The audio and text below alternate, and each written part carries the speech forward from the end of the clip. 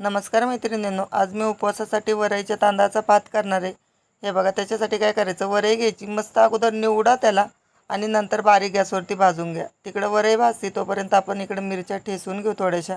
मध्ये मध्ये त्याला हलवत राहा, मोठा गॅस नाही आहे, बारीकच गॅस आहे, त्याच्यामुळे खाली अजिबात काय होणार नाही त्याला। हे बघा, आंबळ भाजून घेतले।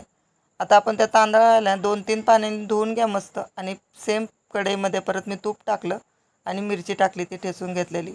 तांदूळ टाकून द्यायचे, हलवायचे मस्त, आणि मीठ टाकून शेंगदाण्याचं कूट टाकायचं आणि परत हलवून घ्यायचं त्याला मस्त, आणि मग पाणी टाकायचं। हे बघा, अशी तुम्ही भात केला ना या पद्धतीने, अजिबात तुमचा चिकट पण होणार नाही, मध्ये कच्चा पण राहणार नाही।